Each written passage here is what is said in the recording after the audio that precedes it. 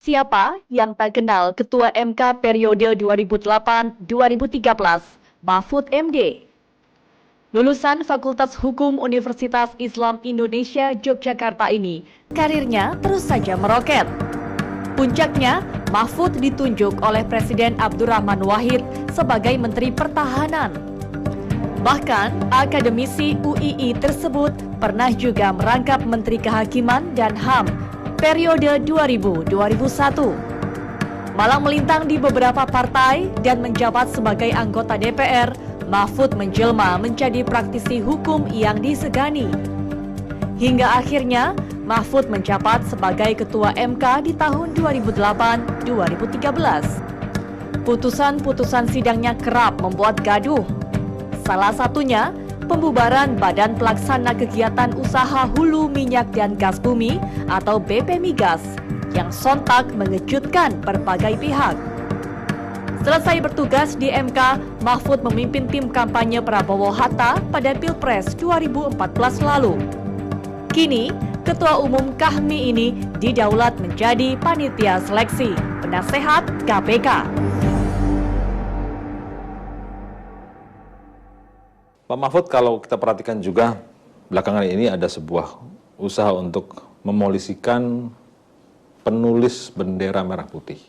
Ya, bendera merah putih ditulis, yang terakhir adalah tulisan tauhid di situ.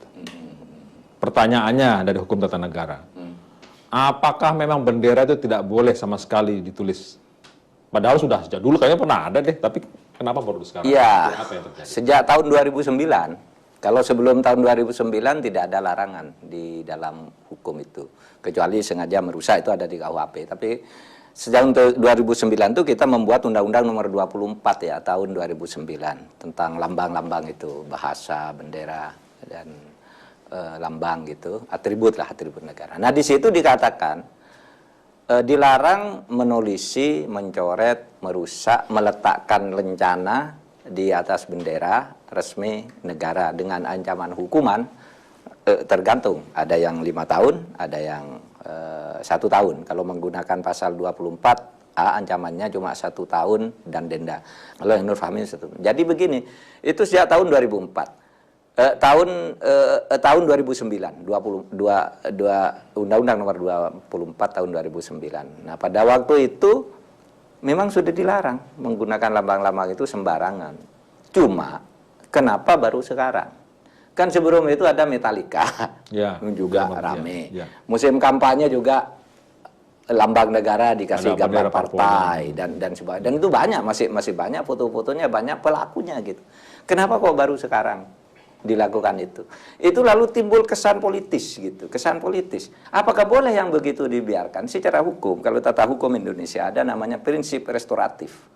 Hal-hal yang sifatnya kecil itu tidak usahlah dibawa ke pengadilan. Misalnya ada tamu. Menurut undang-undang, tamu yang nginep di rumah Anda harus lapor ke lurah dan camat setempat. Tidak lapor kan tidak apa-apa. Ya. Karena itu bukan kejahatan, itu hanya pelanggaran undang-undang.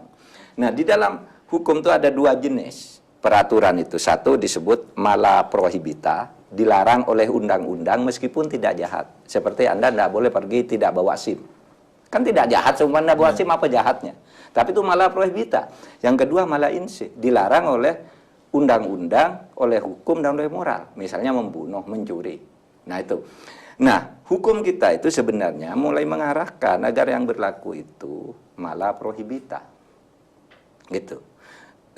Artinya yang masalah kecil udahlah, jangan dibesar-besarkan, apalagi ada orang lain melakukan tidak ditindak dengan cara sama gitu. Itu lalu kesannya sangat politis sekali. Jadi hukum diombang-ambingkan oleh perkembangan politik. Saya mencoba untuk berpikir ala yang memolisikan ini, bahwa bendera merah putih itu adalah sesuatu yang sakral, bahwa jangan kemudian merendahkan bendera sebagai lambang negara kita. Bukankah itu baik? Iya, undang-undangnya baik agar merah putih itu tidak diperlakukan sembarangan, gitu ya. Tetapi coba bayangkan kalau Anda meletakkan bendera merah putih lalu diberi gambar sepak bola. Itu karena ingin mengatakan bahwa Indonesia itu hebat loh sepak bolanya gitu. Bukan menghina merah putih. Indonesia itu adaptif dengan persepak bolaan merah putih. Misalnya kalau berprasangka baik. Ditulis Allahu Akbar. di bendera merah putih. Kalau niatnya agar Allah itu selalu melindungi merah putih ini misalnya, kan bisa. Tergantung itunya kan, tergantung tergantung persepsinya dan latar belakangnya juga, dan latar belakang kenapa dia melakukan itu. Nah, tetapi memang kalau yang begitu-gitu dibesar-besarkan di Indonesia banyak sekali yang begitu. Di berbagai daerah, di desa orang buat kreasi sendiri-sendiri. Akhirnya energi habis untuk urusan yang gitu. Iya. Habis energi kita ngurus yang kayak gitu-gitu. Kan kejahatan tuh harus kembalikan, ada mensreanya enggak gitu, niatnya ada enggak gitu ya. Itu dulu. Kalau perbuatannya itu apakah jahat apa tidak diukur gitu.